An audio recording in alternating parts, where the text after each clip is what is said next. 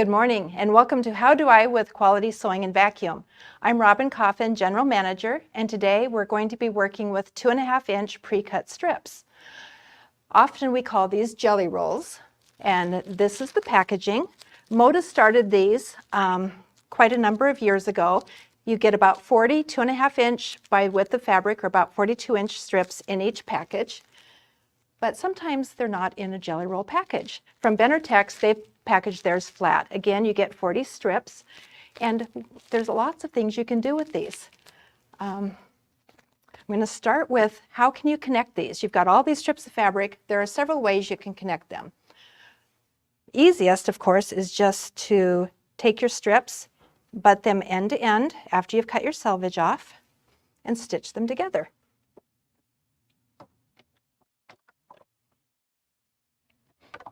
So I've got my 1/4-inch foot on. I'm going to get my fabric right up to the needle and just stitch right across the edge of that at 1/4 inch.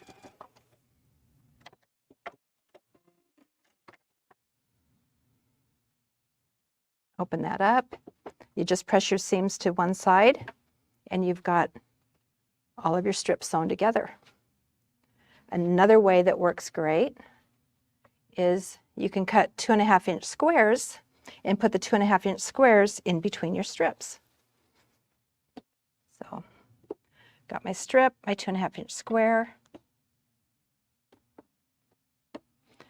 Again, 1/4 inch seam.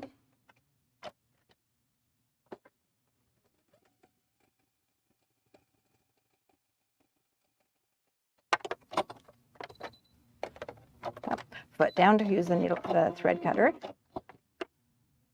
Open that up. Got my next strip.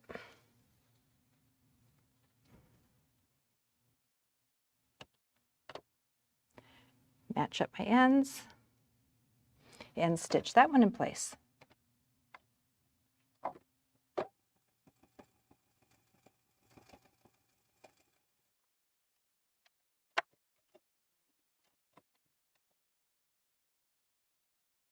Like that. And you can just keep going. And finally, the one that's going to take a little bit more planning and a little bit more effort is to make mitered corners. So lay your strip down. Take your next one. Lay it across at the right angle. And then we're going to mark across the edge here. If you're not sure, you can fold it back to make sure that you mark it the right way. So I'm going to put it there. I've buried my ruler and I buried my marker. There we are.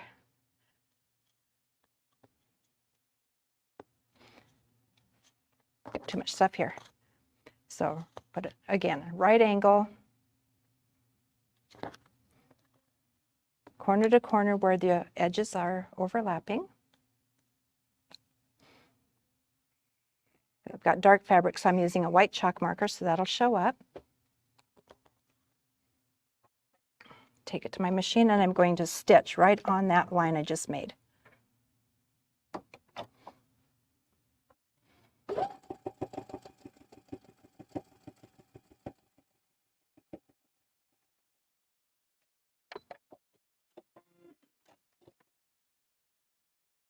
And that's what you'll get. So once you've got those all done, I've cut these already, but you would just come back with your rotary cutter and your ruler and just leave yourself 1/4 inch seam allowance there. So I've got the 1/4 inch mark on my stitching line, and I can cut that. And then you can do rows and rows of all of your strips.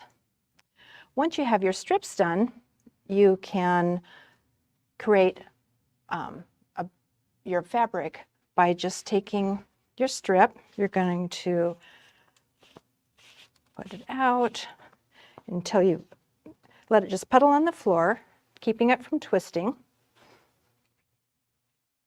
till you get to the other end. If you've done 40 strips, you end up with quite a pile on the floor.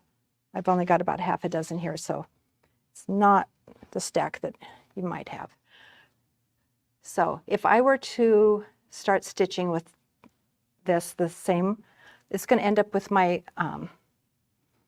squares even. We don't want that. So I'm going to go in about 12 to 14 inches, and I'm going to cut one piece off. This doesn't have to be precise. So cut that off, set that piece aside, and now I'm going to match my ends there. Come back to the machine, and I'm going to stitch all the way down that long seam, stitching those together, matching up my seams.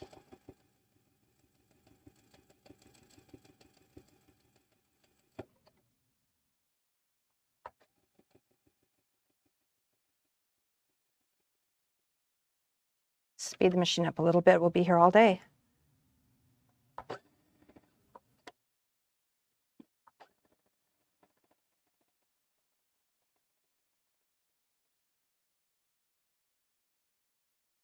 Should have chosen a shorter one to do this on, but you get the idea. I'm going to go down. So you just keep going. I'm not going to go all the way down on this one, but this will give you the idea. So there, when you got two strips together, when you got to the other end,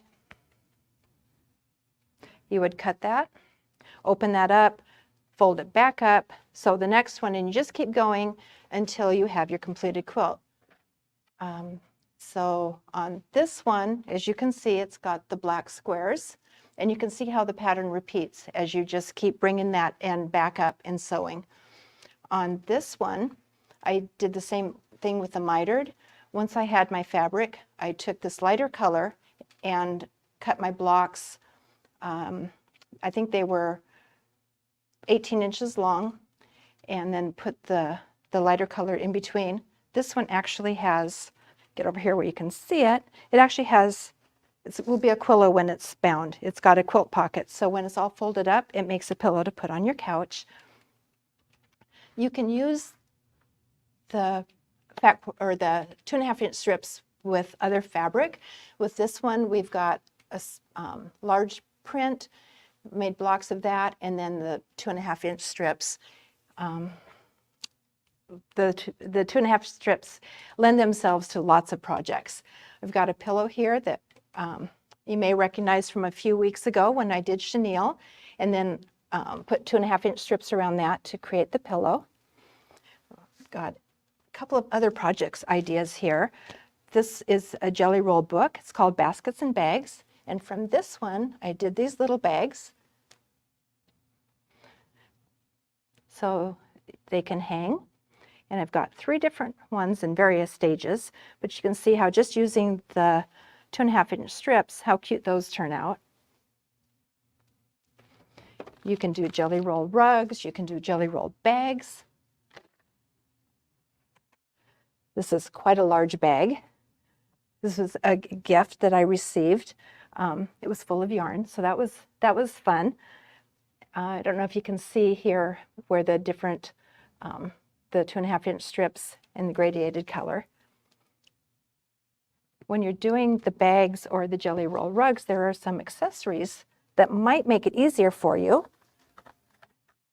Oh, my bag, there we go.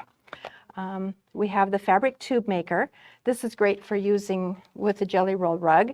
You just run your 2.5 inch strips and it automatically folds it for you into the shape that you need to stitch the rug together. Or we do have a tube maker, and this again, slide your fabric through, it automatically folds it for you. You're going to press it, and then you can create things like the bag or the rug. One more.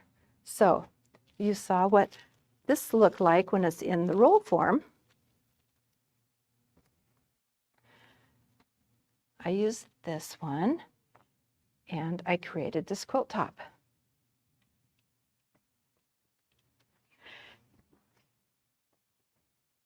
Let me stand up so you can see that. So this took me about 3 to 3.5 hours to piece, simply because it was the jelly rolls. I laid it out, I got my color selection. I actually designed this quilt using graph paper. I had an idea in my mind what I wanted it to look like, and so I used graph paper to kind of map it out, and then laid out my colors. So 4 of the 2.5-inch strips together, and then subcut in order to put this together. So it's a nice size lap quilt, and from that I have these pieces left over. So I have this piece, and then I have 8 3.5-inch subcuts. So with these I'm going to make a pillow to go with my little lap quilt.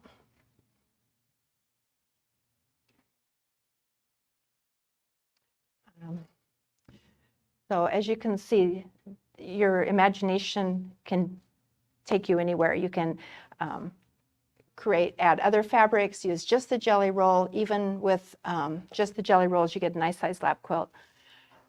So one more thing I almost forgot to mention is this Saturday is National Jelly Roll Day. So Moda created this a number of years ago. It is the 3rd Saturday of September. And so Saturday the 16th, get out your jelly rolls and see what you can create. We'd love to have you share them on our Facebook page. All right, so I will see you in a few months, and Lynette will be back next week.